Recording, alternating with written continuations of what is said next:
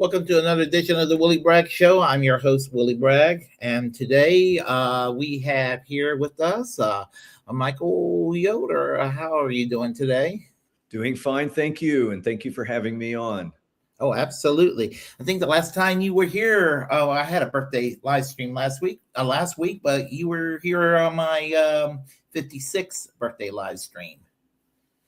Yeah, yeah. I was let's see, I was 55, ready to turn 56 last year, and I was 56 ready to turn 57 last week. It was because I'm always off on Tuesday, so and my birthday was on Thursday, but I did it a couple of days early. That's what happened last year. It was because my birthday was on Wednesday, and it happened to be on Ash Wednesday, and that would have been a little odd. Yeah. So yeah, just drinking it up with ashes on my forehead. Woohoo! That would have been weird. So, but so I decided to do it a day early. So, and it was nice seeing you and Bill Stodden last year. And last week had a couple of people my live stream, and I kind of want to do that kind of yearly because I just think it's kind of fun to have like a group of people on and just just kind of chill and just relax and not let it be like gloomy politics and all of that. Yeah, that's a good idea. Yeah, let it be fun sometime. In other words, exactly. Yeah. Yeah, I do around Christmas too. I'm trying to do that throughout the year and all, so liven things up. Yeah, I missed this year your birthday live stream because that particular day I just had multiple things happening all day. That was the day of our primary election here in Texas. Plus, the university here they had a guest speaker. And they wanted me to meet with the guest speaker over at the university, and it's a series. They have a couple of lectures a year where the biggest bank in Laredo, where I am, they sponsor these lectures, and they wanted me to meet with the speaker because we have similar research interests, and I couldn't say no. So. And then I also was invited to a couple of of the election result watch parties. I should have done this. Michael, you probably should introduce yourself. I forgot to do that. Okay, I'm Michael Yoder.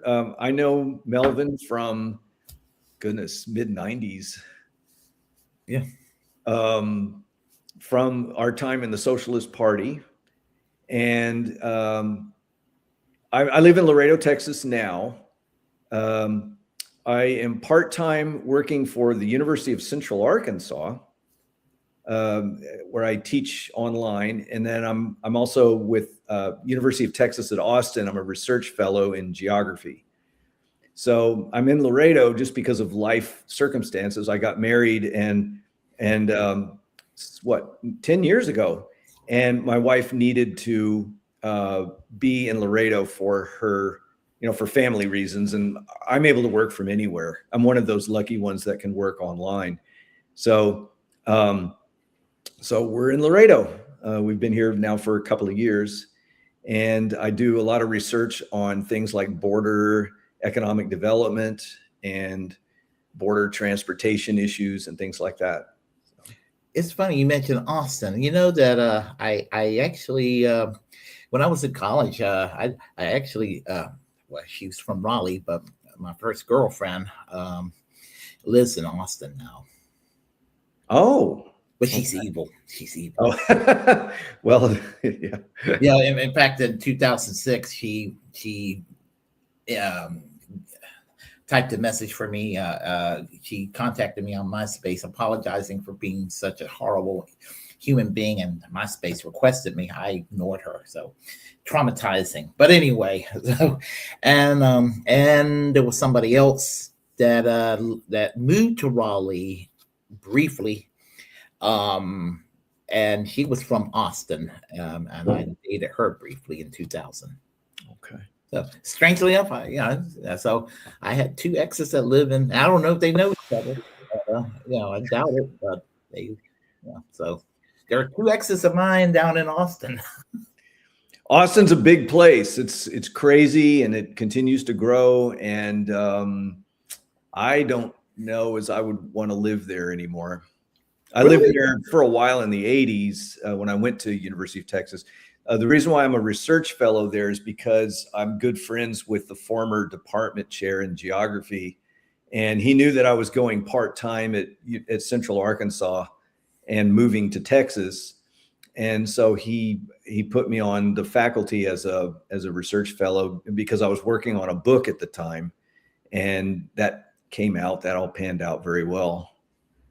So let's see. I've always sort of viewed Austin, Texas as I live in North Carolina, as you know. So, and Chapel Hill is the Greenwich Village of North Carolina. It is the Berkeley of North Carolina. It is the Boulder, Colorado of North Carolina. And I would sort of view it as the Austin, Texas of North Carolina. So absolutely. Yeah. But without being crazy big, but yet it's part of a nice metro area. If you count that as do they really count that as a metro area? The Research Triangle. Okay, it's the Research Triangle Park is basically Raleigh, Durham, and Chapel Hill. Now they added Cary to it, and but I mean, for all intents and purposes, Chapel Hill is really part of it. Too, and where I live, even though it's not official, where I live is in Johnson County. There's a bunch of people that commute to the Research Triangle Park. I work at the Research Triangle Park, so I'm one of them. So if you want to consider that one big, municipality, I mean, the last time I was there, let's see, I was living in Florence, South Carolina. It was right before I moved, or maybe no, it might have been after I had already moved to Laredo. But I went to a conference there, and it was at Duke in Durham, and that was the one and only time I'd ever had malt liquor. Oh, okay, yeah, I've had malt liquor quite a bit. kind of an interesting story. I was going back to my hotel after the one of the events with the conference. And there was a convenience store right next to my hotel in Durham. And they had a display as you walked in. I don't remember if it was Schlitz malt liquor or Colt 45. I don't remember, but they had it was all in ice and everything. I thought, ooh, this looks wonderful. And I grabbed a bottle. And the guy behind the counter, he says, "Are you sure you want that?" I said, "Well, sure, why not?" He said, "Well, that's what the black folk drink." And I'm like, I mean, it'll be good enough for me. I had the worst hangover the next day from that. That stuff was strong. I have a drinking story from hell to share with you. I have a couple of them, but I'll share you this one. My freshman year at ECU, end of the year, I studied for several exams. I think it was like 3 exams in one day, 3 finals in one day. And I literally had nothing to eat all day long. I was like, I was studying, and then I had all night. I went and took my exams. I had an empty stomach. I went to college a little bit late. I worked for a few years after high school, and then I went to college afterwards. So I was in my early 20s at that time, and so I was by default popular because I was over 21. So in the dorm, so it was, I had to go and get some alcohol for some people. They wanted me to go drink, and we was going to celebrate. I mean, I was friends with them anyway, so we were going to celebrate anyway. So we went to Kroger down Arlington Boulevard, and we got some what's it called? Mad Dog 2020 grape, couple of pints. Yeah, a couple of those, and then went to the ABC store, got some Seagram 7s. And then we ordered some several Pizza Hut pizzas and everything. And we went back to the dorms, and we I was starving. So yeah, I was like, eating those greasy Pizza Hut pizzas and with the pepperoni and banana pepper, and then I was, I slugged down the Mad Dog 20, and I drank a couple of shots of the Seagram 7. God, I got sick real quick. And then I passed out. Oh, in the hallway. They had to drag me to my dorm room. This is the monster I was telling you about. Hey, what's your name? This is Pepper. She's got some little behavior issues, but she's otherwise a good cat. Oh, I believe Pepper's is a good cat. So you don't have to worry about hangovers. I'm no stranger to them. No, I've never in my life gotten sick from alcohol. Yeah, I've come close, but I've never gotten sick. So. Yeah. Let's see. The first night in London, I yacked on the sidewalk. Oh, I've been drinking probably. Let's see. I started drinking at the airport in RDU. I drank on the flights, both flights, from Raleigh to Newark, and then I drank from Newark to Gatwick all night. Okay. It kind of kept the buzz sustaining all day long, on and off, and went out that night. And around midnight, I was tired and ready to go back to my hotel room. And so I was, yeah. Sometimes there were times I can't hold my alcohol. So a few times. So yeah. So, but we all have our everybody's got a lot of their experience too. So, we got Warren here on the chat line. I think you and Bill met Warren briefly on the chat. My birthday live stream last year. Let's see. Hey, Warren, how are you?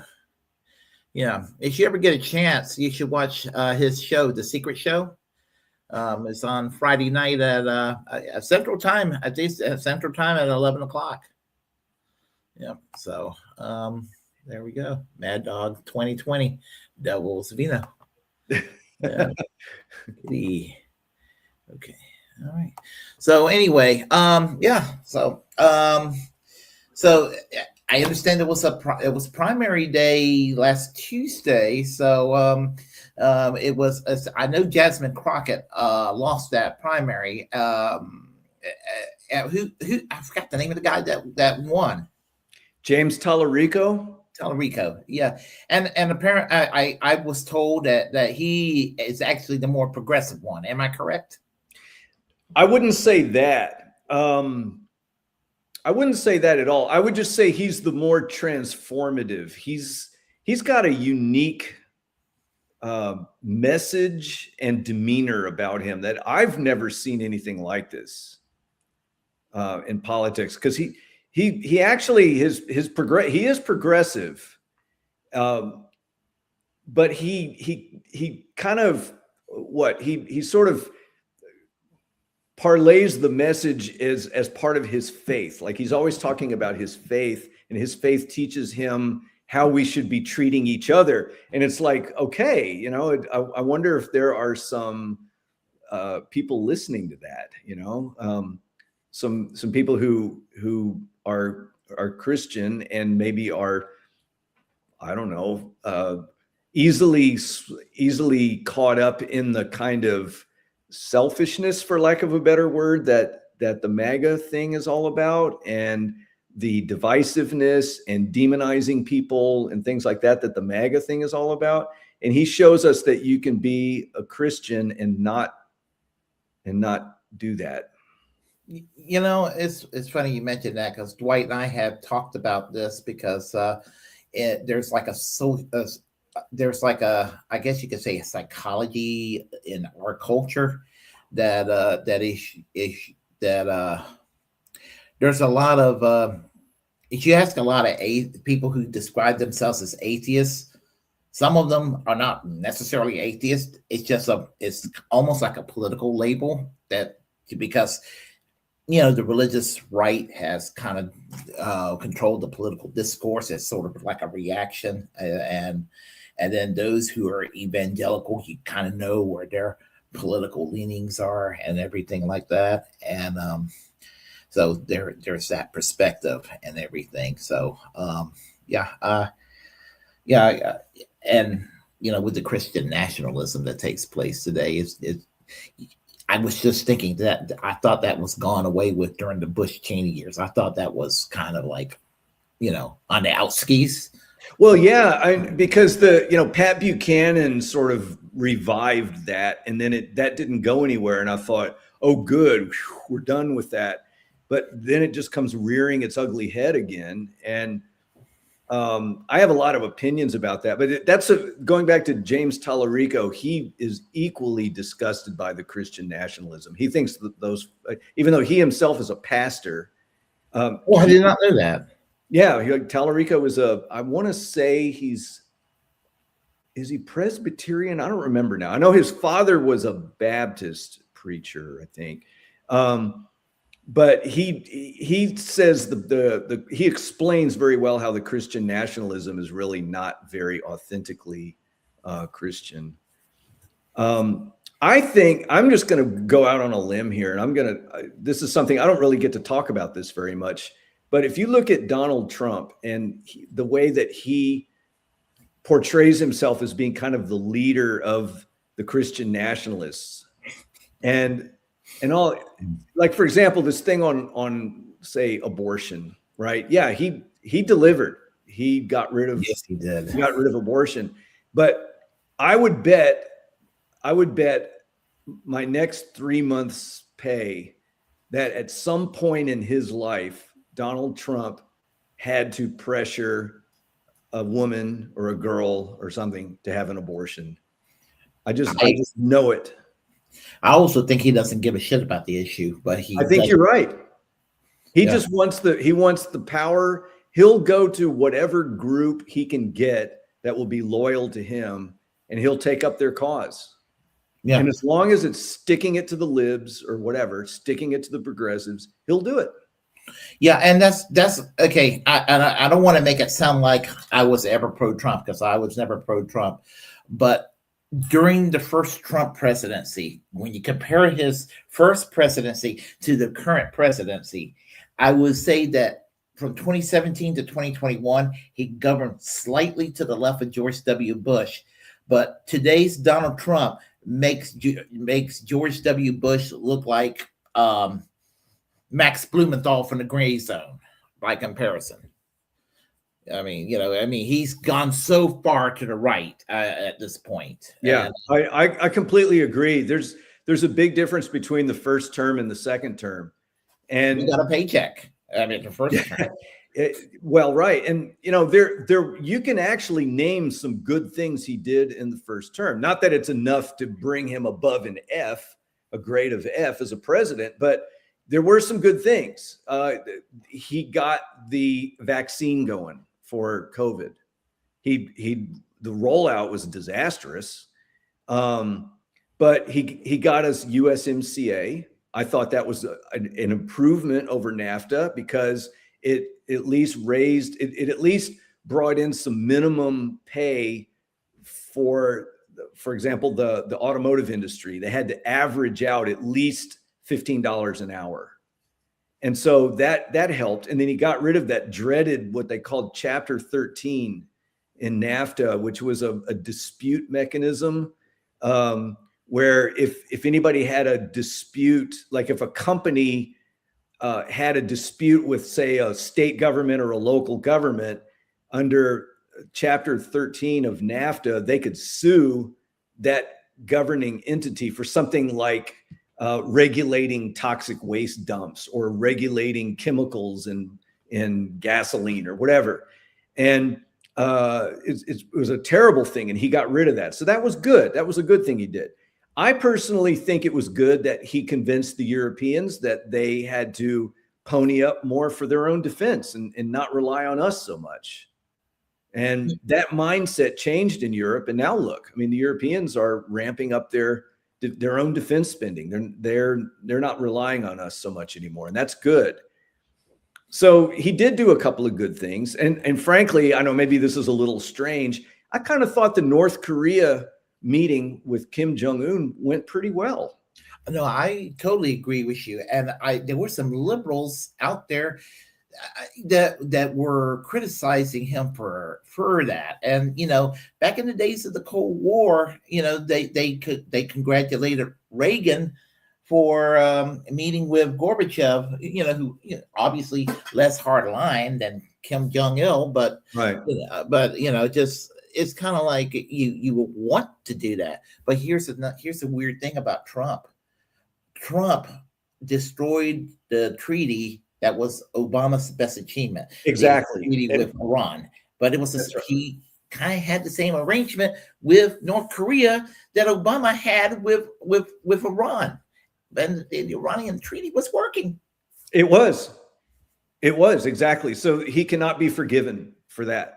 And I know why he did it. I also think the Trans-Pacific Partnership, he just trashed that. And that was all designed to kind of isolate China. And he killed that one. Getting us out of the World Health Organization, very irresponsible. Yeah. Now I have a theory about pulling out of the Iran treaty, the peace treaty. I think that he knew it was working, and I think for several reasons he pulled out. One, he wanted to virtue signal. It was basically a fuck you to Obama to appease the bulk of his base. I think that's right. And then on the foreign policy side of the situation, there were two factions of the Republican Party he wanted to appease. He wanted to appease the John Bolton secular neocons, the Bush Cheney types out there. But he also wanted to go and appease the John Hagees, Pat Robertson, factions of the Republican Party, the what they call dispensationalist types, the ones that wants to go, and the ones who are wanting to see Iran and Israel toss rockets at each other, right? Getting what they want at this point, but they're trying to trigger this, the rapture, what have you. I mean, it's insane. It is insane what's I'm seeing happen. They're literally trying to end civilization. Right. And that's who he was trying to appease right there. Right. And then he also he got us out of the Paris Climate Agreement. And that was extremely irresponsible. Yeah, absolutely. Yeah. So that's why he gets an F even in his first term. The second term, I mean, the only good thing that's happened is what was it? Something happened the other day. Oh, he announced an apprenticeship program. That sounds pretty good.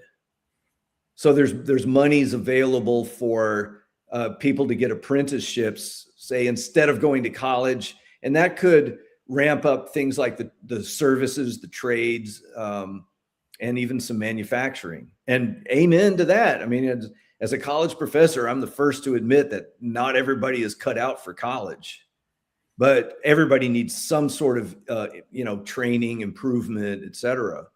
They got to keep, human resources going. And so that's a good thing. I'm still Venezuela. I think the jury is still out on that one because he didn't actually disrupt the whole country. He just got rid of one person. And if it smooths things over, then fine. I think it's too early to tell. It's still a violation of international law, though. True. That is true. Yeah. But in the long run, the ramifications of that, if this new leader in Venezuela can, sort of open up to having elections and fair elections and all that, because Maduro was clearly, those elections were rigged. He was a bad guy. Like I say, it could very well be that it'll all turn out to be crap. But for now, I'm withholding an opinion until I see how it turns out. My take on Venezuela is this: it's not necessarily my socialism. I'm going to make that clear. It isn't my socialism per se, but I think that politics is generally corrupt in Latin America as it is.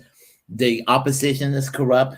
And if Maduro's corrupt, so is the opposition. That's going to be my It's take. true. It's true. And they've done some genuinely good things in Venezuela. There's some questionable things about Venezuela too. And I'm not one to sit there that just because an entity opposes the U.S. that I'm going to go embrace. I know there are people like that out there. Yeah, I don't play that game. yeah, But I'm with you. That's as childish as if America is taking this position, I'm going to embrace America, right or wrong. That's both positions are kind of childish. Yeah, But, I agree. Yeah, but what I'm saying though, if that's a bad thing he's done, because snatching a leader in another country or murdering the Ayatollah Khomeini, honestly, again, my position is Iranian government. I'm not Iranian, but if I live in Iran, if I'm the same person here as I would be in Iran, I probably would not want the government of Iran, but I'm not calling for a U.S. style regime change, because the problems we got with Iran today is a result of regime change going back to 1953. Exactly. Yeah. Exactly. Yeah. And if I want a regime change, the regime change I want is to wave a magic wand, bring back Mohammed Mossadegh from the dead, and have him become president of prime minister of Iran again. Right. Yeah. So, but and I have to go and tell people about this thing, and tell people, and people tell me, well, the Shah, everything was better under the Shah until the Ayatollah Khomeini came in 1979. But the dirty little secret was that the Ayatollah Khomeini, the original one, he was a supporter of the Shah originally. Now that I did not know. Yeah. Okay. Yeah. And then he was exiled. I knew he was exiled. Yeah. They had, I don't know what, probably was strange about the Shah, because it looked democratic. And I like the fact that I like people living freely, but it looks like they were living free at gunpoint, if that makes any sense. Right. Yeah. But so I don't know if you can call that freedom if you're being forced to live like a Westerner. But anyhow, but Trump has gotten himself into a mess, and he knows he's gotten himself into a tremendous shit stew. Yeah. And I think he'll be looking for any kind of an off ramp that he can get when petroleum prices just get ridiculous. Mm-hmm. Oh, do you hear that somebody in Israel worse than Netanyahu is gone? Ben-Gvir. Oh. Yeah. His home got droned, I believe, yesterday. Really? I had not heard that. Yeah. He's dead. Yeah. Wow. And he makes Netanyahu look like Norman Finkelstein by comparison. Well, I think both Netanyahu and Trump underestimated Iran's ability to retaliate with missiles. So I've been reading some of the kind of military geopolitical press in these kind of national security type or global security type people, Ian Bremmer and people like that. They're saying that the missile capabilities of Iran are actually kind of impressive, and they're getting them through. Eventually they'll run out. They're not a backwards people like people. No, they're not. They're not. They have scientists. They have people who do medical research and et cetera, et cetera. I mean, a lot of the scientific people have left because they can't work under such oppressive conditions. But I think they thought that this Venezuela thing would stick, and this Venezuela style of doing things would just easily be applied to the Iran case, and it's just not the case. Well, with the Iran, and this is going to sound weird how I'm going to put it, but Iran, I know it's geographically in Asia, but and it's a predominantly, it's a Shia Muslim nation, but it is, and it's going to sound weird how I'm going to put it, but it's more advanced than people give it credit for, and it is almost a European culture, almost in some ways. And I guess it's because it's borders Russia too. I think there's a little bit of an influence there too. So I just think that again, when Obama did the treaty, had that treaty not been touched and undermined by Trump, I think it would have laid a pathway toward acclimating Iran toward warmer relations with the West, and and I think it would have probably led toward it would have naturally evolved toward democratic reforms from within. I agree. Now, we don't have a crystal ball, of course. We can just speculate, but things were moving in the right direction. Weapons inspectors were in there.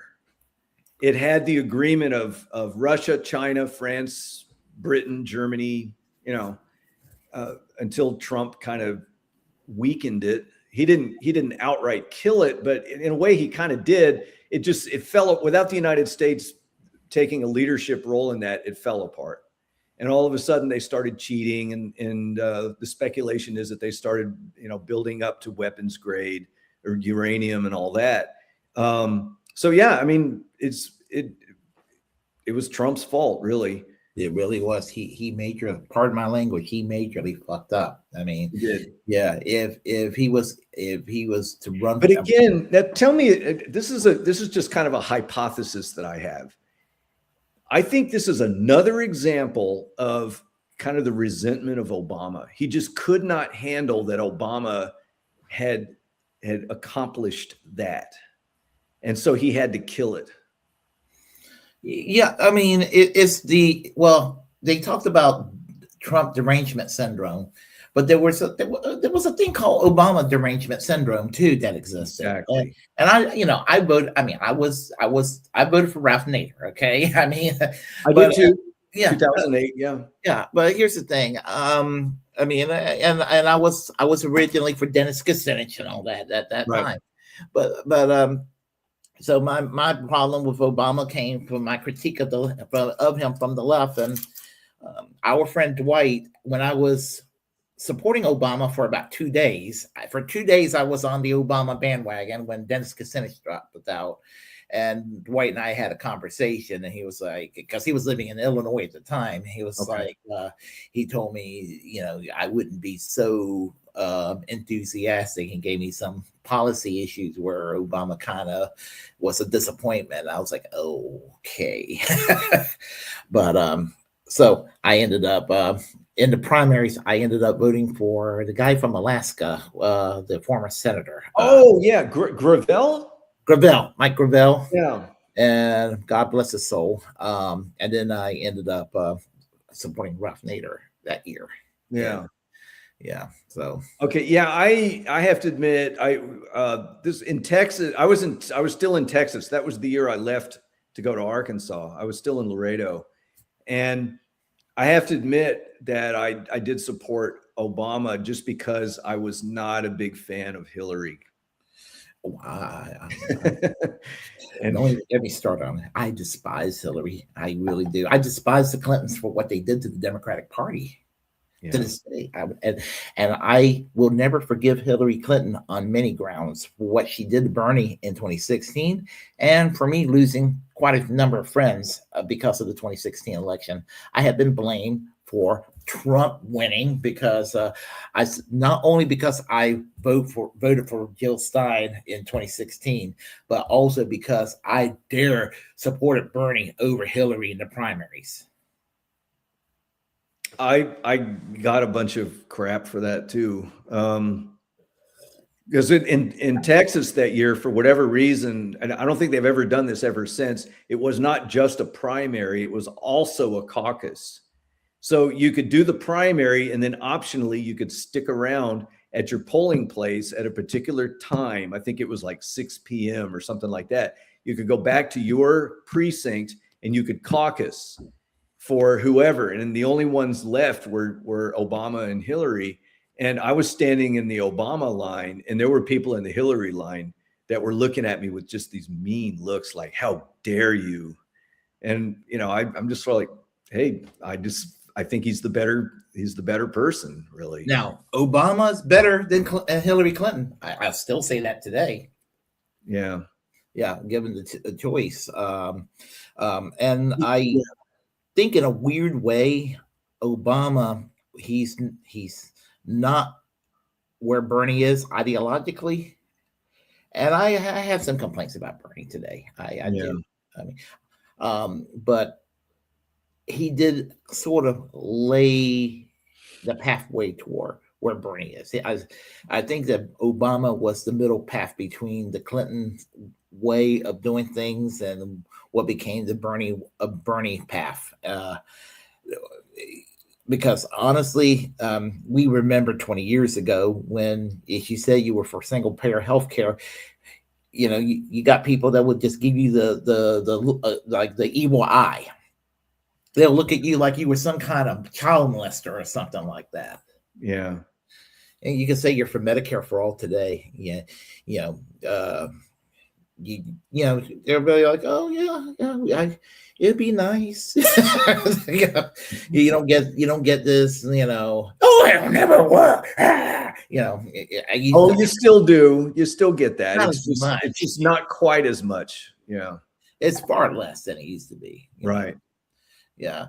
So democratic socialism, social democracy, whatever you want to call it, what was, in my I think we have a similar politics. So, I think that you and I probably look at places like Norway or Denmark or Sweden and think, that's more or less it's not perfect.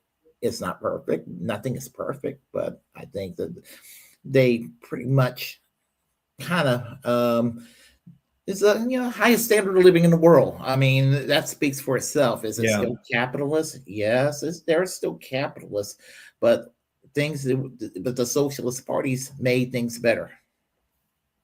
Exactly. The socialists and the social democrats put some guardrails on capitalism so that it's not unfettered capitalism.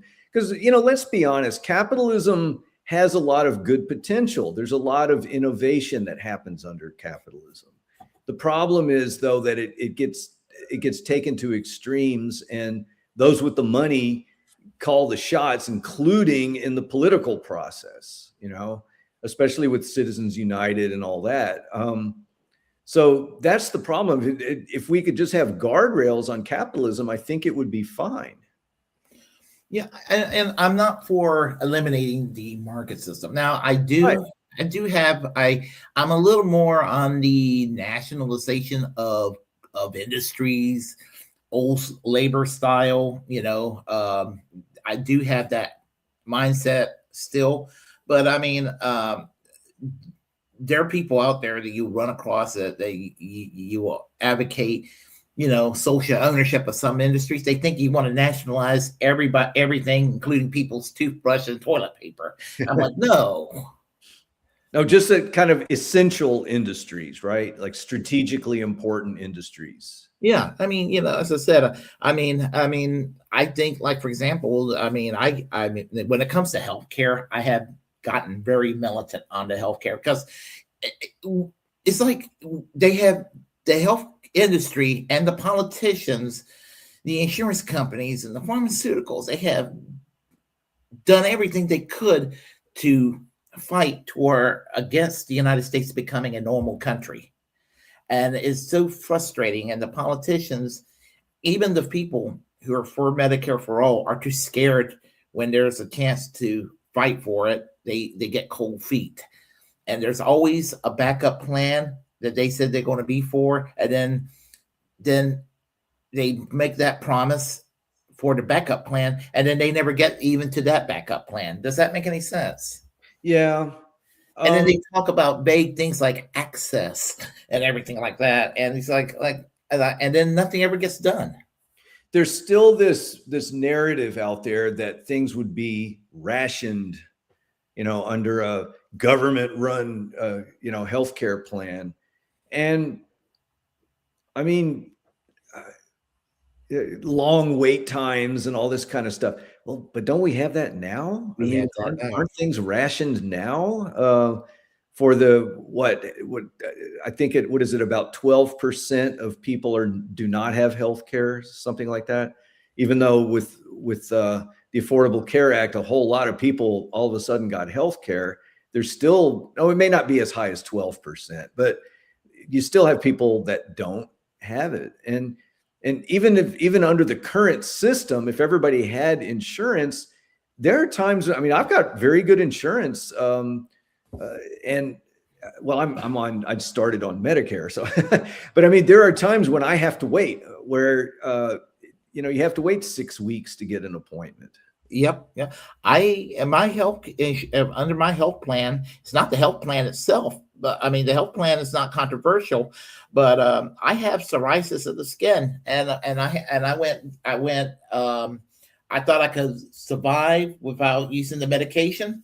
And I got to the point where I couldn't anymore. And so I decided to go to the dermatologist and get an appointment. And I couldn't get the appointment right away. There was a long waiting list. I had to wait like several months.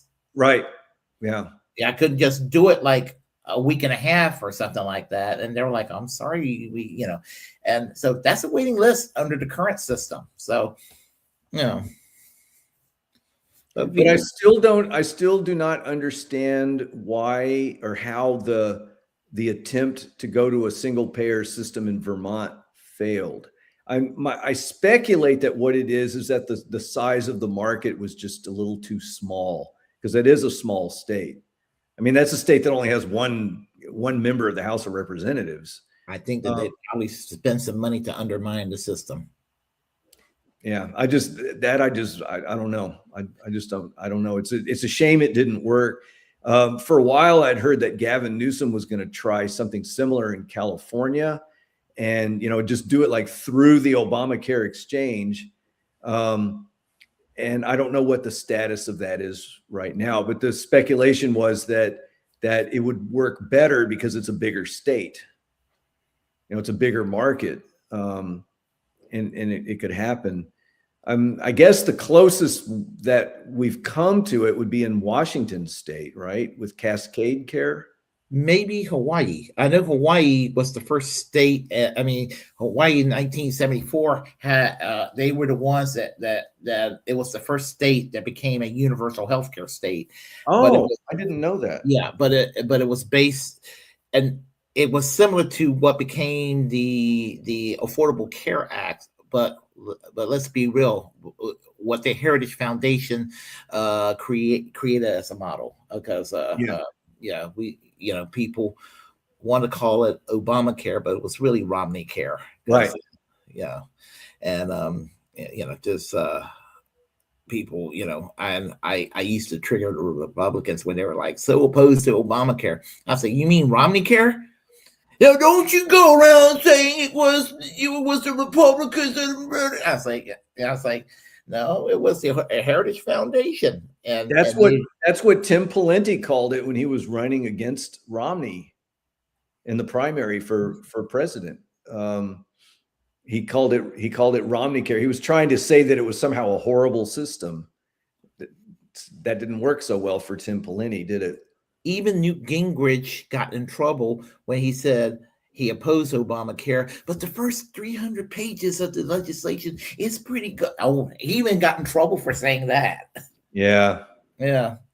Which I think is pretty funny, that they're, as I said, now I actually opposed it because it wasn't single payer. And right. Now I'm militant about it. I want an NHS like they have in the UK. But Obamacare, the Affordable Care Act, I don't want to call it Obamacare because there's like when they He call it, just signed the bill. He didn't design it. I mean, it was the gang of six in the Senate that designed it, really, wasn't it? well, Max Baucus and Chuck Grassley and all them. It was a bipartisan thing. And then Obama just merely signed the bill. And Joe Lieberman prevented the public option. Right. But that's what Jay Inslee brought in Washington. He was able to get the public option in there, and they called it, I think they called it something like Medicare 1600 or something like that. And what it is the reimbursement rate is 1.6 times or Medicare 160, I guess they call it. So it was 160% the reimbursement rate. So that means that doctors, et cetera, would be reimbursed 1.6 times what Medicare patients were reimbursed for Medicare patients. And that was kind of the agreement that everybody worked on, with the stipulation that it would go down each year, that it would become 1.4 times and then 1.2 times. And eventually there would be parity between Medicare and the public option. So when you go to the exchange in Washington, you can pick that public option among your choices. Now, I think, beyond that, I don't really know much about it. I'm assuming it's working okay, or we probably would have heard otherwise. Now, my understanding was that I know that Lyndon Johnson, for all his faults of the Vietnam War, there was nothing wrong really with Great Society, and I think that he actually supported single payer health care. They called it national health insurance back then. And my understanding was that Medicare and Medicaid was like just a piece of what was going to be national health insurance. And I think that the plan was to have, Medicare obviously for the elderly and Medicaid for those who are in need. And then add the younger age group eventually, and then have that, the middle age group be the last to be put under a public system. I think that was the plan. Okay. That they would piece it together like that. I didn't realize that it went as far back as Lyndon Baines Johnson, but I knew that it had come up in when Ted Kennedy was running for president, and I can't remember what year that was now. Would that have been, was that 72? 1980, he ran for president against Jimmy Carter in the primaries. That's right. But I guess he was big in the Senate though during the Nixon years. And he was trying to come up with a single payer system. And that's how the Heritage Foundation came up with basically what is now the Affordable Care Act, because they wanted to have a reaction to Kennedy's thing, and the Republicans embraced it. But I don't know why it didn't pass during Nixon. I think that was in 72. Oh, yeah. I know what happened. In 74, Kennedy and Nixon met. 74, yeah. They met, and there was a commitment to create the system. But what happened was Watergate, and Nixon stepping down. And there was a lot of hoopla about Watergate, and the commitment from Gerald Ford probably wasn't as there with the healthcare, and I think that might have been it. And the Democrats were focusing on winning in 76. I think that might have been basically all that was going on at the time. And I almost wish, I have actually thought about that. Not that I want to praise Nixon, but I'm not. But I'm just kind of wish that. There's a part of me that almost wish he would have gotten away with it, in the sense that with Watergate, in the sense that since it happened, if he would have gotten away with it, since they talked about healthcare, maybe they could have worked on that healthcare, and we'd be better off today with the healthcare. Yeah, we would have been 25 years or a quarter of a century ahead of the game, right? Yeah, because we didn't get back to it until until Obama was president, and he had a significant Democrat majority in the legislature to get it through. Yeah, I mean, and it's just and when Hillary Clinton tried doing it, I mean, and they just allowed under Obama too, they allowed the propaganda. Oh, we're going to become North Korea, which is weird because North Korea doesn't have universal health care. So I never did. I just haven't researched it because I'm not, healthcare policy is not really my thing. I'm more into like urban planning and that sort of thing.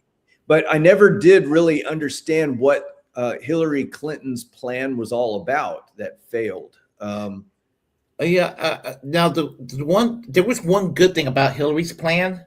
It did give leeway to the states to create their own single payer system. Ah, okay. Yeah. So if Hillary Care would have taken place, if a state it would allow the state to go single payer if they wanted to. Okay. But it was based on what they call pay or play. Basically, it was mandating that companies provide insurance, and if they don't provide insurance, they had to pay into a public pool. That's it. That's why it lost. Why it lost, because you were telling small businesses they would have to cough up extra money. Yeah, and so I just thought, well, why don't you just do single payer? I mean, that's what happened there. So, and that's one of my big issues and everything. I don't think that is your big issue. Yeah. For what I know of you, that's probably your number one issue. Yeah, because I just think it's important. It's important. Yeah, it to me, I don't understand how we went this far without. Well, you know who Tim Black is? No. Yeah, he's a commentator, and he made an observation. He's one of the larger Black online commentators out there. He came up with this, and he said one of the reasons we don't have universal health care in this country is basically racism. And I used to not want to believe that, but I kind of think that might be it too, because there's a mindset in this country that universal healthcare is race neutral. I mean, in a sense, it's class reductionist. It's good for everybody, But I think there's just a lot of white people out there that, even though it would be good for them, they're thinking, "Oh, look at damn people! They're going to get that free handout." I mean, that's how they think. That's exactly right. Yeah. Yeah. I hadn't thought of the race angle, but yeah, I mean, that just adds to it. Yeah. I mean, they come up with all this nonsense about how undocumented immigrants get it and all this stuff. Yeah. Oh, and I keep on. That's another thing I keep on hearing about. Them Democrats, they just bring them illegals here in their country and give them health care. Democrats don't even support universal health care. Elected Democrats don't even support universal health care for Americans. Why would they give it to so-called illegals? Exactly. Yeah, that's just so crazy, I mean, and that's another thing I want to bring up. ICE. Let's talk about ICE. Oh boy. Yeah. Because I mean, of course my blood pressure will go up, but I mean, I resent how overtly anti-democratic, smaller case D that they are. A lot of my neighbors are either Border Patrol, or one of my neighbors is ICE. Oh, I'm sorry. And I'm not 100% comfortable talking with them about this, but I suspect, because they're all pretty nice people. I don't like the ICE guy, but it's only because he has loud parties till 2 a.m. sometimes, and it kind of pisses me off. I actually had to call the police on my ICE neighbor one time because his party was too loud at 2 a.m. He had cranked up the subwoofer. It's like, come on, man. I rang the doorbell to ask him to please turn the bass down, and they just blew me off. They didn't even answer the door. So called the cops. The cops shut down their party. I thought that was kind of interesting. But a couple of my other neighbors are Border Patrol. I'm on better terms with them. but I haven't broached this topic with them. But I suspect that a lot of this is poor training. They brought in a bunch of people because they had these quotas that they had to round up X number of people, and you know, they pitched it as rounding up criminals, but only a small percentage of the people they rounded up actually have committed, you know, violent crimes or theft or whatever. But I suspect what this is poor training, because actually this past week, are you familiar with the show This American Life, Ira Glass's show on NPR? I'm not sure. It's a pretty interesting show. It's very eclectic, the kinds of things he does. But last week, he focused the whole episode on this question, and he interviewed a lot of different people from those organizations, from ICE and from Border Patrol and all that. And they basically, what Kristi Noem and Trump did is they set these people up to fail. And they put them in an untenable position. They didn't train them how to deal with protesters, for example. And so they just were very unprofessional about it. And I would love to ask my neighbors, you know, it's like, is this true? Because I'm sure they'd probably go, yeah, it's true. I'm imagining they would say that. Yeah, here's the thing. You know, to me, I think it's the moderate position not to have ICE in existence, because you already got customs at the borders. And I don't have an issue with a quote unquote border. You got customs. That's what they're there for. There's nothing wrong with you know, just having your basic, you know, checkpoints and all of that. Exactly. I mean, there's nothing bigoted or anything. All countries got borders, and they everybody exactly. Yeah. That's fine, and they do their jobs and all that. But you know, but and here's the thing about the ICE agents, though. I mean, we don't see. Okay.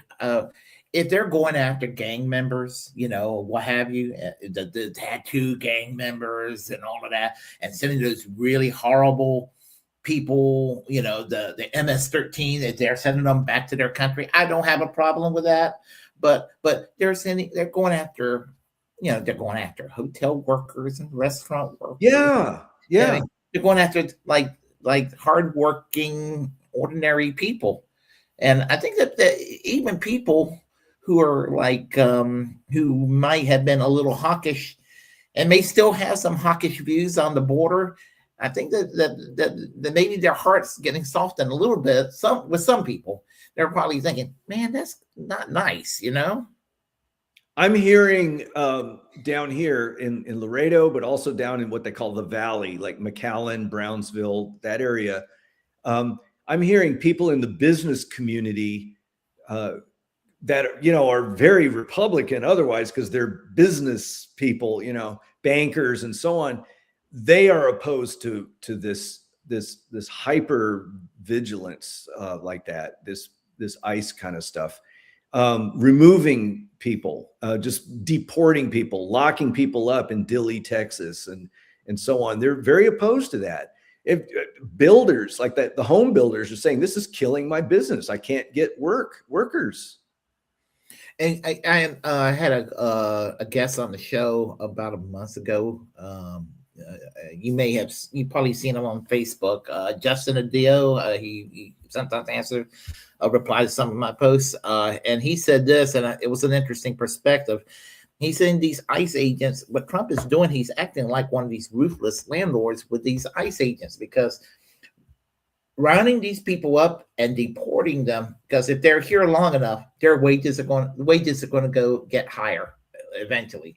So you round these people up, you send them back, and then another undercurrent of undocumented workers come in, and their wages are stagnated and kept low.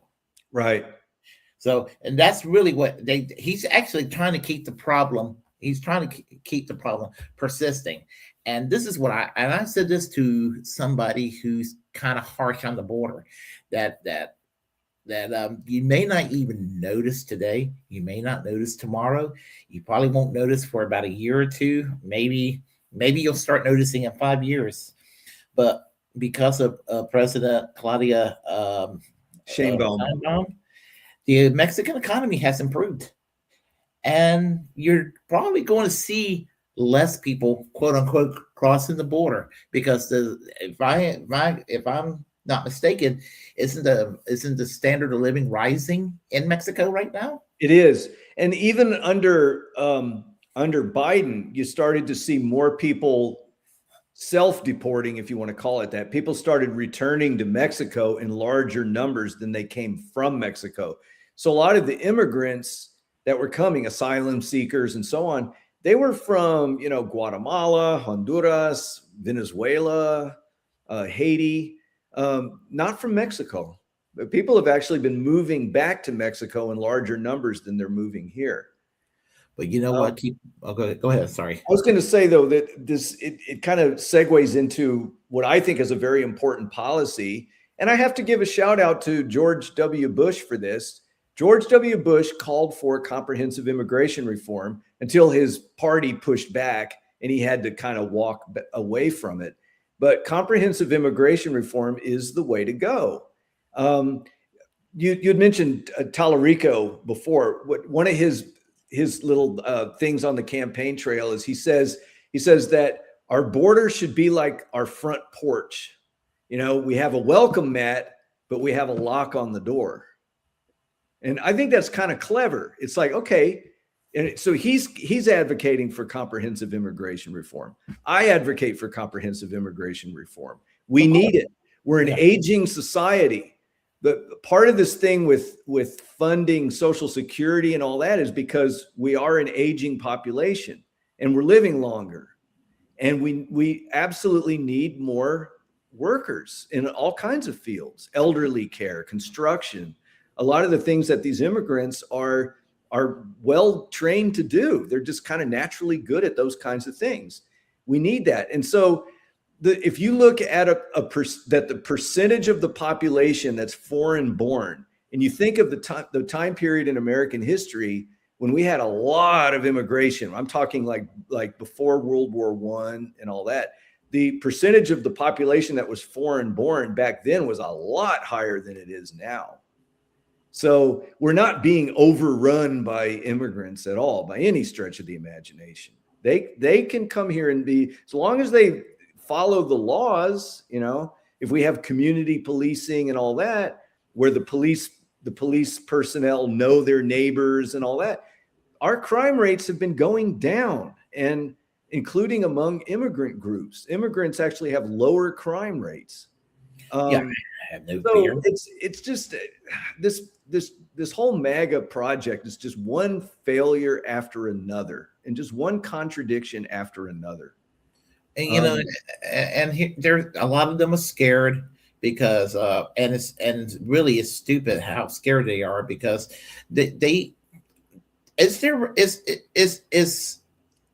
is bigotry based on stupidity because they automatically think Latin America, quote unquote, non-white, which is not even all that untrue. It's not even really true because most people in Latin America are either white or white Native American mixture, or they're mostly mestizo. Most of them are white Native American mestizos. I had last week, Angie Moon and myself were discussing that she's half Venezuelan, I'm half Puerto Rican, and we were both discussing this, and she on her mom's side of the family, there's you could say that there's a mestizos background with some of her family members, and same with my mom's side of the family, and the thing about it is that people are acting like they're acting like it's an alien civilization or whatever. Exactly. It's a parallel European civilization in the sense that it's Spanish. we speak English, they speak Spanish. It's like you got Canada, they speak English and French. Right. I don't think there's any problem in Canada. Right. Yeah. So I don't, it doesn't have to be, the country doesn't have to be balkanized or what have you. I mean, I don't have a problem when I go on the phone and it's in English and it's in Spanish. It doesn't bother me. It doesn't bother me at all. But people act like, they act like their ways of life is changing and all of that. They are so scared of this great replacement theory that's not even true.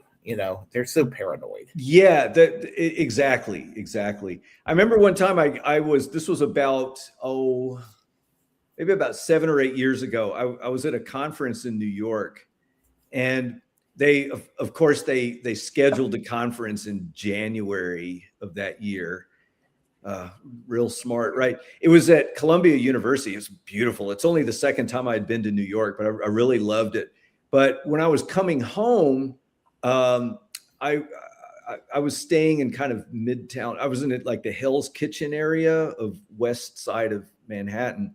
And the van, took us to LaGuardia, and I got on my plane. This was on a Saturday.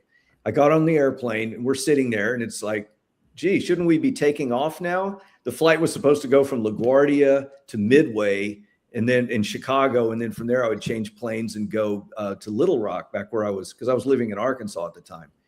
And we're sitting there in the plane. We're sitting there. And finally, the captain came on the thing. And he says, "I'm sorry, folks, but our flight has been canceled because of a blizzard in Chicago."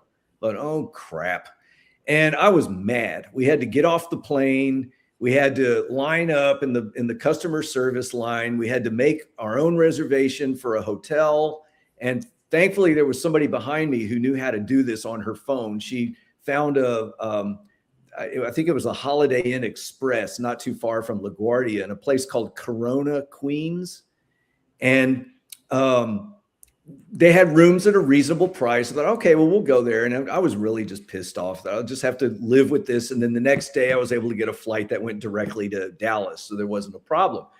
But that evening I walked to the town center in Corona, and I was the only white guy there. Everybody, they were Dominicans, they were Bangladeshi, Pakistani. I mean, they were from all over. They were Colombians. It was so cool. I had the time of my life. It was like being in an international kind of place. And I guess I just don't understand what is the problem with having people that speak another language, Yeah, I don't have a problem with it myself. I mean, you got the world out there. It's good. It's good to know about.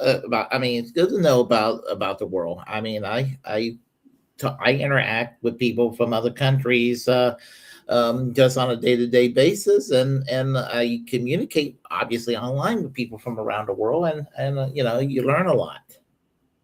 Yeah, I mean, here in Laredo, where I live, the dominant language is Spanish, and I speak Spanish because you kind of have to if you want to get the full experience. You don't absolutely have to speak Spanish in Laredo, but to get the full experience of it, it's best that you do. If you've got a plumber who's coming over and maybe the plumber's helper doesn't speak any English, it's always helpful if you know Spanish so you can communicate and find out what they're doing, or getting your AC repaired or whatever. I mean, I have no problem with that. My telephone, when I got a new iPhone, because my area code is 956, they just assumed it was going to be Spanish. So my phone is configured in Spanish. I don't care. It's fine with me. Yeah, I have a former, and I want to make this clear, a former friend at college, and he became kind of a well-known person, he's well-known in political circles. He started off as a liberal, and we worked together in the College Democrats, and he became well-known, he took a far turn to the right, and he runs an organization called Americans for Legal Immigration Political Action Committee, ALIPAC. And it's like a xenophobic anti-immigrant group. I mean, and he is such a paranoid individual these days. That's so sad. Yeah, and that's all he's obsessed with and everything. And and he's such a miserable human being. Yeah. Yeah, he really is. Just it really is sad because I knew him in college, and he's a musician, and he's actually, yeah, he's actually kind of talented musically. I mean, does music the way I does music the way I like the music to be done and everything, and there he is, doing what he's doing, Yeah. So we don't really speak to each other. We don't have any use for each other anymore. So Yeah, that's too bad. yeah, he blocked me. So because I go and troll him. Apparently his mother every time I talk shit about him, occasionally I'll talk shit about him on Facebook, and and he'll catch that when I highlight his name, and he'll go and just let me have it now, and I'll go and talk junk to her. Yeah. So yeah, and I hope it gets back to her what I said about him. So. So anyway, I'll tell you the name. He ain't gonna ever watch the show. His name is William Geen. Gheeen. He was actually on the Alex Jones show one time. Oh boy. Yeah. And you said he's an elected official? No. He's the president of a PAC. A PAC. Yeah, that's Alley PAC. Yeah. So yeah, he let me tell you what he did. I personally think he did this. He used to throw these parties at ECU, and I don't think he's ever going to watch this. So,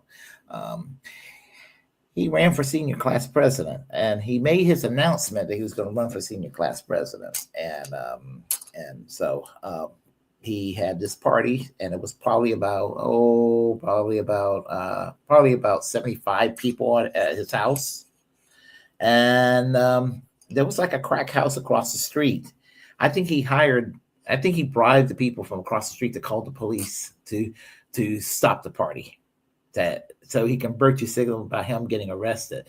So he got arrested, and he made a speech that he's getting arrested. He's running for class president, and so and this is a travesty of justice. I'm getting arrested. So remember, folks, I'm running for class president, and in November, vote Democrat, because back then he was still supposedly a liberal. Interesting. Yeah. He's a slimy individual. Oh. Yeah. Total. He's scuzzy as hell. But anyway, he ran for city council and lost by 39 votes. Second worst. At that time, he was still a liberal, and I voted for him for city council at that time because he wasn't overtly, or he wasn't out of his right-wing closet yet. I mean, he just started getting right-wing almost right away after he lost the city council race. And I was like, uh-oh. I'm glad he lost.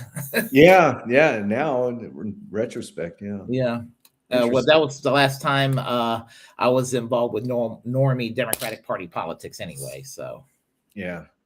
And then I went kind of in the real left where I'm at. Never turned back. So, Socialist Party. Let's talk about that. I have to admit, I've not really kept up with the Socialist Party much lately. Yeah. They with the Socialist Party.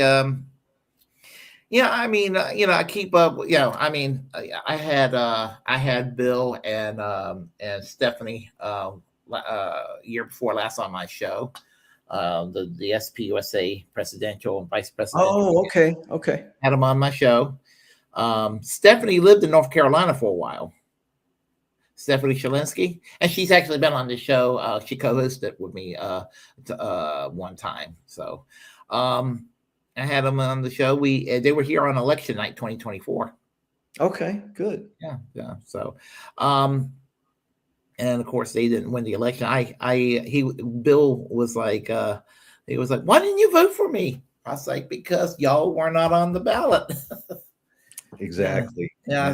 So, but I was kind of glad that Howie Hawkins got the nomination in 2020 for the Green Party. I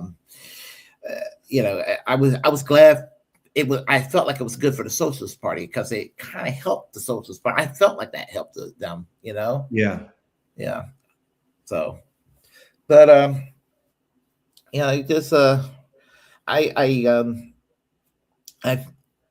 the Socialist Party was it was a learning experience for me.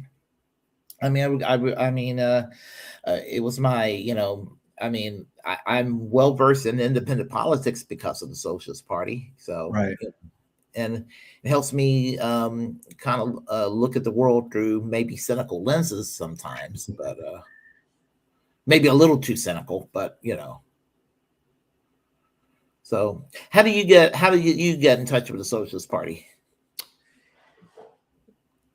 Let me think of how that all played out. Well, I was a big Dukakis person in '88. Me too. In fact, I was in South Carolina at the time. I was working on my master's degree, and they had caucuses back in those days. And I actually was an elected delegate from my precinct for Michael Dukakis. That was my first vote, by the way. Oh, cool. Okay. Then after that, I guess because of Clinton coming in, and then, well, I guess for me, how it happened was Bernie Sanders came in, and I thought, well, this is really cool. I saw the contrast between him and the sort of Clinton tendency within the Democratic Party. And I thought, well, why can't there be a party like that? And I started looking into it, and there were a number of different socialist parties. There was the Socialist Workers Party and the Socialist Labor Party and the Socialist Party USA. And I want to say Quinn Brisbane was running. Does that sound about right? 92. 92. Okay. So that's when I kind of started, latching myself onto that party. I think I joined probably that year when Quinn Brisbane ran. And he and I had talked on the phone one time. I found him somehow in the phone book or something. I don't know, or directory assistance or something. And I called him and we talked. And I became, a member. And then I moved to Laredo when I finished my doctorate. And I believe, let me think now. I moved to Laredo in 95. In the 90s, who ran in 96 for the Socialists? Mary Cal Hollis and Eric Chester. That's right. Okay. And who was her running mate? Was it Chester? Eric Chester. Eric Chester, yeah. Ironically, Eric Chester lives in North Carolina now. Oh, okay. And then in 2000, David McReynolds ran. And Mary Cal Hollis. That's right. And David McReynolds, I reached out to the campaign and I said, hey, I work at Texas A&M International University. If y'all have the budget to send him down here, I could set up a lecture that he could give. And the way we did it was I didn't want him to give a campaign speech. So what I did is I had him give a lecture on the history of socialism. And the room was packed. What they tried to do, the administration at the university, they gave us a small classroom. Like it was like a little small auditorium, maybe 60 seats, something like that. There were people in the aisles, standing in the aisles, sitting in the aisles. And when the news came, I made sure that I had the local news come, and they panned the camera around. It looked like a room filled with sardines. So it backfired on the administration that they stuck it in a small room. And then he and we went across to Mexico and had breakfast one morning. I just really enjoyed hanging out with him. David McReynolds, he was an awesome person. And then I think it was around the Walt Brown years, that Walt Brown campaign, that after that, when they there was an attempted coup. He had become the candidate. And I don't remember. Oh, and it was Mary Alice Herbert. I want to say Mal Herbert. Yes. And she came to Laredo. I had her do the same thing that McReynolds did. She came to Laredo and she gave a talk, and she stayed at my place. And I could hear her with the door closed. She was mounting a coup to get rid of Walt Brown. It's so sad because I didn't appreciate that was happening from my condo in Laredo. She was in the spare bedroom. She spent all of this time in there talking to somebody named like Peter Diamondstone or something like that. And they were planning this thing, and I was just so turned off. And that's so sad because she seemed like a sweet lady too. You know? Yeah. But just the fact that they would do that, I was very soured by the whole thing. Yeah. Let's see. Dukakis. I voted for Dukakis in 1988. I was 19 years old. I worked on the Clinton Gore campaign when I was at my sophomore year. Yeah, my sophomore year at ECU. I worked on the Clinton campaign. I was in my early 20s. I was like 23 years old. And that time I worked on the Clinton Gore campaign. I met Bill Clinton. I met Al Gore. They weren't my first choice, but Bill Clinton was not my first choice in the primary. And who was I? I was supporting. I think I supported Tom Harkin. Then I got behind Jerry Brown. That was I voted for Jerry Brown. Yeah, and then I got behind Bill Clinton because Ronald Reagan, George Herbert Walker Bush. Yeah. So anyway, I was like, Bill Clinton's not perfect, but he'll do something. Well, the first 2 years didn't really do anything. So, and I went to the library at East Carolina, and I was a subscriber to the New Republic magazine, and remember that magazine? Mm-hmm. Yeah, and Michael Kinsley was the editor, but at the time, but when he stepped down, the new editor, I forgot who it was, the magazine just like overnight started going downhill. Like it just went so freaking centrist, like flat and centrist. It just sounded so DLC sounding in this talk. It was like it's Joe Lieberman was the editor of the magazine or something. That's what it just sounded like. It just sounded like Joe Lieberman wrote every article. And I was just like, this is just garbage.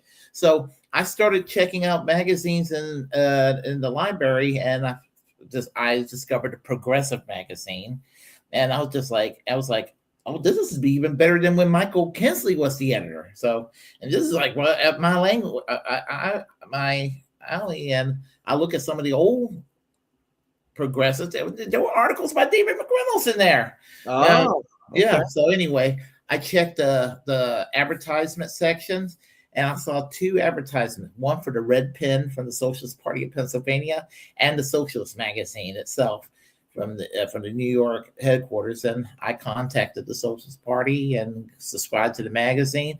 After reading one article, I joined the party in early 96 and tried to work on the Mary Cal Hollis campaign in 96, but wasn't able to get her on the ballot. I voted for Ralph Nader that year, but we were able to get David McReynolds on the ballot right in, and Walt Brown, we were able to get him on the ballot to write in.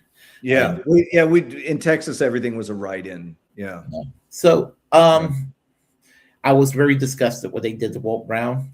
They tried to make him out like he was some like anti-abortion zealot when he just said the first trimester, the way that Roe versus Wade, that's all he said, and their position was, as soon as they slip out of the womb, it was just, it just kind of like, that's just going to turn a lot of people off hearing that, Yeah. Just a way that, anyway, they were just trying to find a reason to get rid of him, and it didn't work. And he did well in that election because he was smarter than the rest of the party in a lot of ways. He went and contacted the states themselves and found little ways like pay a fee to get on the ballot, talk to the Natural Law Party of Michigan. He got on the ballot, did little things like that. And he was able to, I think he had 10,000 votes that year. Okay. Well, I was one of them. Yeah, so was I. Yeah.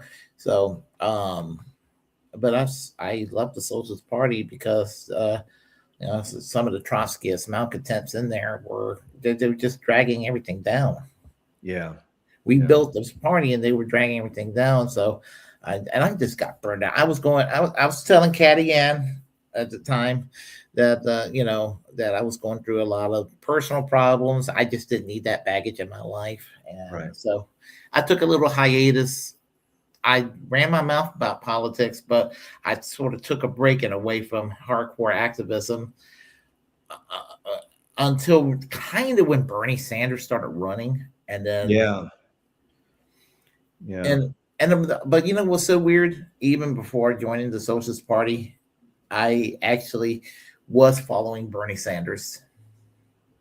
I was too. Yeah, I knew. I remember when he got elected in 1990, and I was following him back then. And I watched Ted Koppel's show where Bernie Sanders got elected in the House. Paul Wellstone got elected in the Senate, and apparently they were so ideologically similar. They interviewed them both, and I was just like, I like these two candidates. I like these two politicians here. So, and a lot of people sadly don't remember Paul Wellstone at this point, but yeah. But it's too bad what happened to him. Yeah. But he was thinking about running for president at a certain point, but that never came to pass. Right. Yeah.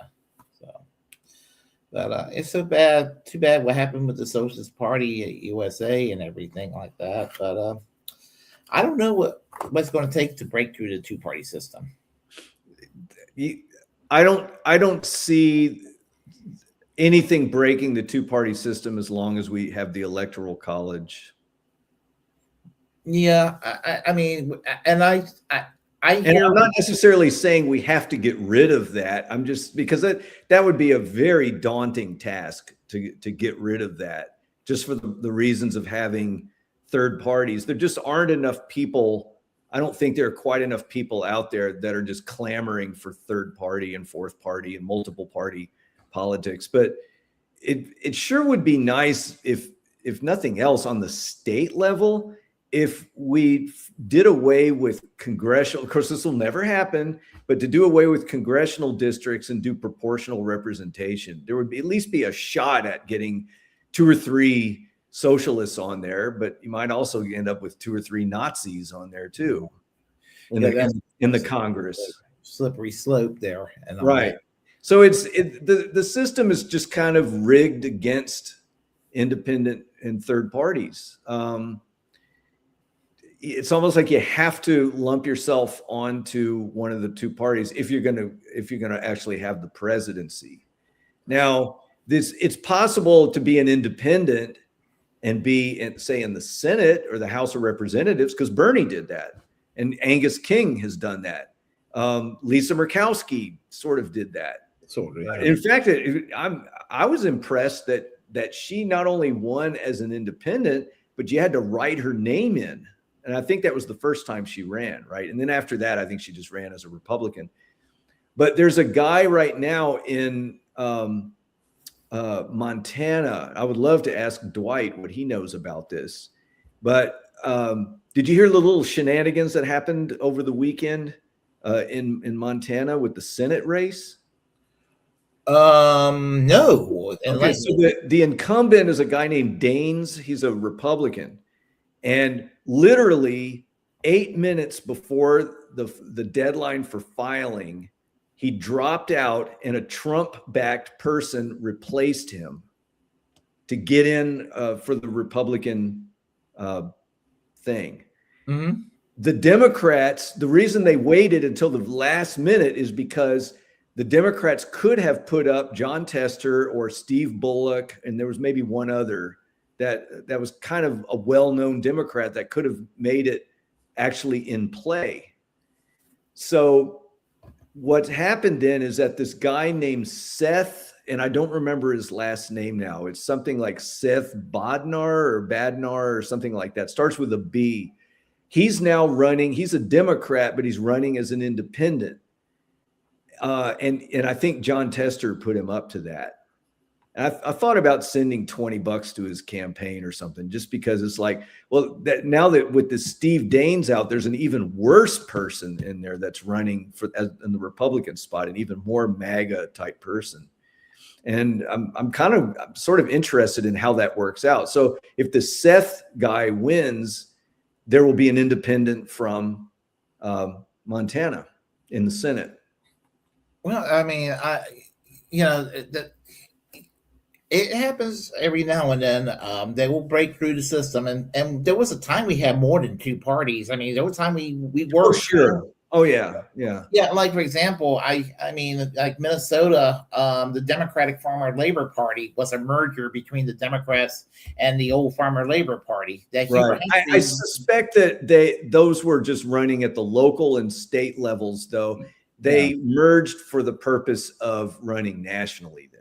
Yeah. So that's what happened there. Convenience. And that makes sense. I mean, it's kind of what you have to do. It's like, well, okay, that's the price you pay for living in the United States, is you basically have to be with one camp or the other. So that means then that the two parties theoretically should try to be broad tents.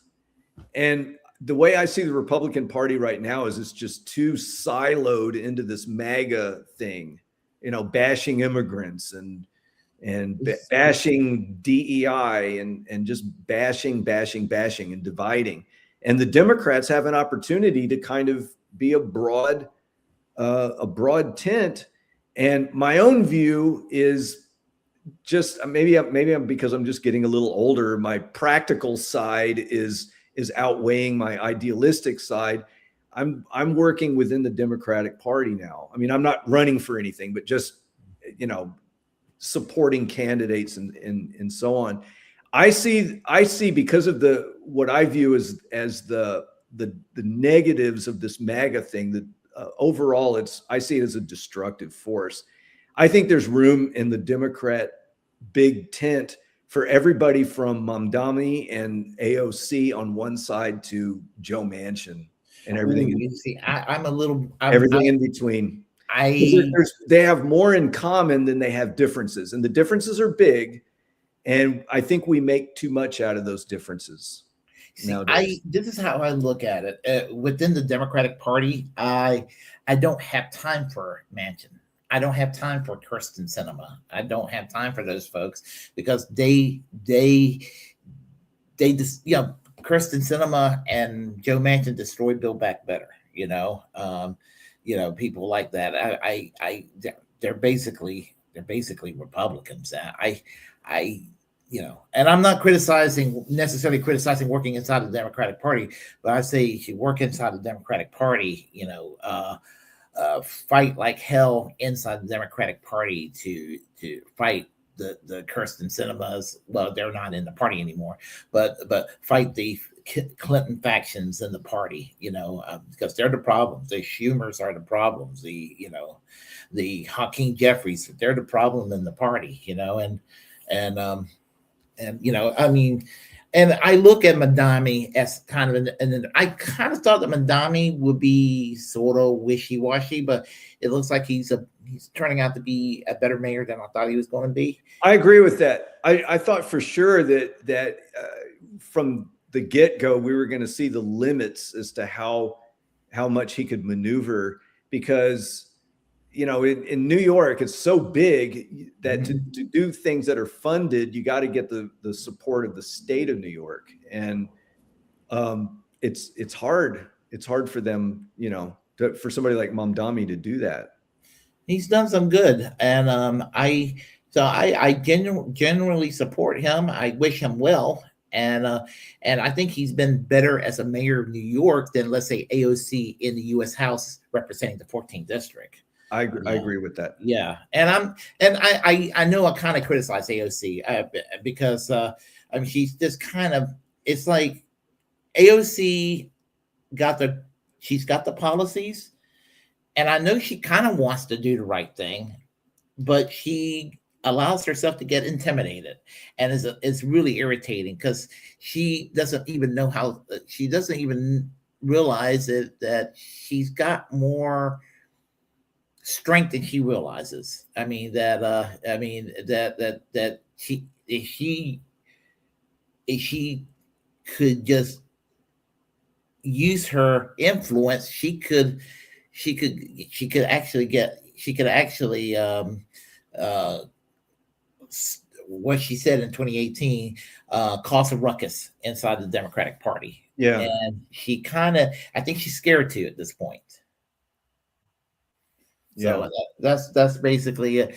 That's basically it. My favorite Democrat, I guess you could say, is Ro Khanna of California. I like Ro Khanna a lot. Yeah.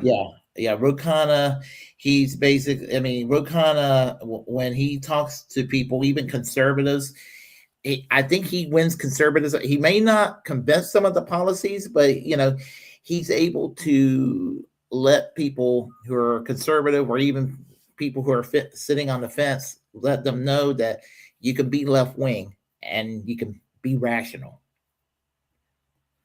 and your positions are very practical and commonsensical. And I like that about Ro Khanna. He wrote a book a few years ago on manufacturing in the U.S. and I use like an excerpt of that book in one of the courses I teach. It's a seminar in community and economic development, and he goes through very systematically and talks about how the United States has to emphasize higher value manufacturing. We don't need to be wasting our time with rudimentary things that could just as easily be done in Mexico, to keep costs down and keep those supply chains going. And so that's kind of his argument, is we should be shooting for the more specialized manufacturing that involves apprenticeships and that kind of thing. And it's a very good essay that came out of his book that I emphasize, that I have the class read. So. And he's also great in reaching across the aisle. Yes. With Republicans, the libertarian-minded Republicans, and maybe yes, because I mean, look at his district, in Silicon Valley. So he can work with some of the, like the Thomas Masseys on foreign policy and areas, dealing with anti-war issues and everything like that. And so as I said, I mean, he's probably, as I said, he's probably one of the better ones in the Democratic Party. And but as I said, in the Democratic Party, just like I would say in England and in the Labour Party, the target is to, back in the 90s and early 2000s, Blair was, you just fight Blair. Today in England, you fight Keir Starmer inside the party. I mean, that's basically what I'm saying, because they're the ones that stole the party. Bill Clinton stole the party from us. I mean, Bill Clinton Reaganized the Democratic Party in the 1990s. So, I mean, I don't have any patience with that. Yeah. I want my FDR party back. Yeah. I mean, Abigail Spanberger of the governor of Virginia, she was a member of Congress at the time, basically said to AOC that you got to stop being the Democratic Party of FDR. And I had a similar comment in the College Democrats, which is when I turned socialist. Yeah.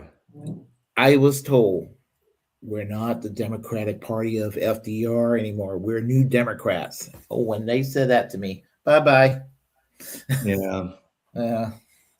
Yeah, because it was, 1995. They wanted to run one of the worst people against Jesse Helms, and that was Charles Sanders, who was the CEO of a pharmaceutical called Glaxo Wellcome. I don't know if you ever heard of them. No. And they like, oh, he could go and beat Jesse Helms. I was like, no, I want Harvey Gantt. And they're like, they were like, they were determined to back Charles Sanders. So I was like, I don't want any part of that. So, but anyway, you've thought about running for office? I did at one time, and it didn't go very well. Let's see, it was in 2012. I Mhm. ran as a green and with the Green Party for county government. They in Arkansas they call it Justice of the Peace. In Texas we call it county commissioners. And I ran against an incumbent Republican. There was no Democrat on the ballot. And I honestly, I had so much going on that semester. I just didn't really have time to, I didn't have the chance to really properly campaign. And I just thought I was going to win it anyway, because the Republican, it turned out that he had illegally designated his address as being in the precinct, in the Mhm. district. And I went to where his address was, and it was in a like an RV park, and he had an empty slip in a little empty lot in the RV park. And I took a picture of it and I submitted it to the newspaper, and I got a little, op-ed piece in there, and I announced my candidacy. And with no campaigning, because I had like multiple projects going on at once that semester, Mhm. I still got 38% of the vote. I got the same percent in that district that Barack Obama got in that district. Yeah, But I'll never do that again. Yeah, that was foolish for me to. I let the Democrats talk me into it. They needed somebody on the ballot there, but I told them, I said, I'm not going to run as a Democrat. I'll run as a Green. And they said, okay, fine, whatever. so the Democrats endorsed the Greens then. Yeah, for that position. Yeah. Okay. Yeah, that's interesting. I know that in San Francisco there was a Green candidate that possibly won, but the Democrats and the Republicans did whatever they could to. This is back in the late '90s to stop the Green Party candidate from becoming the mayor of San Francisco. Yeah, it was, I don't yeah, remember. yeah. I remember reading about it years ago. Yeah. Okay. Yeah, so that's what they do and all that. So um I've always wanted to run for office, but just You uh, could. You're young enough to do it. oh, I don't know if I'm that young. I mean, I just turned 57. So I so yeah. Well, maybe when I retire, I mean, I just said I was turning 57, but maybe when I retire, I have a little bit of free time. I might, knowing that I'll probably lose, but I probably would get. Yeah, that's the thing. You have to go into it realizing that it's an uphill battle. Yeah. But you still try. Don't make the mistake I did and just sit back and go, oh, this guy, this incumbent, he's not going to win. He doesn't even live here. Well, they voted for him anyway because it was a heavily, heavily Republican district. Now I know that there are some states where the Democratic Party is very weak in the West. That the advantage there is to work within the confines of the Democratic Party, because you can actually shift it leftward, because the Republican Party is so strong that hardly anybody works within the Democratic Party. You can actually take the Democratic Party and move it leftward. Right. Yeah, well, Dwight was telling me about that when he lived in Wyoming. That's how. Oh yeah, Local Democrats tend to be more left leaning. Yeah, so I just thought that was interesting. But just but as I had my way, we had I would love to have we'd love to have some kind of social democratic labor workers party or whatever, but I know that just doesn't sound too American to people. Right. Yeah, social democratic workers party or something like that. Right. Yeah. But anyway, let's see. Do you have any final words? No, I think we're going on a couple hours here, right? Yeah. We're going nearly 2 hours. I enjoyed this chat, by the way. I did too. This is great. Yeah, we'll have to do this again. I would like that. Yeah, Have you ever thought about? I'm asking this on the air. Have you ever thought about podcasting? Not really. I probably should though, huh? Let me put it this way, and I tell you what my original intent. When I started this, you probably know this. I did this as sort of like I mean, I did this because back then I was Young Turks. I was, Jimmy Dore. I was Kyle Kalinske, Sam Cedar, the big wigs. I was watching all those shows all the time. And I was like, you know what? I could do this and do what they're doing, being a surrogate for Bernie in my own little way and everything like that. And maybe even talk some politics on the side. Bernie dropped out. I had a meltdown, of course, but I was like, you know what? I'm going to keep doing this. Let me see how many subscribers I can get. And of course, for a while, YouTube was suppressing political content for a while and all that. But I don't know. I enjoyed it. It's a great way to get stuff out of your chest and everything. And I met some neat people over the years in this line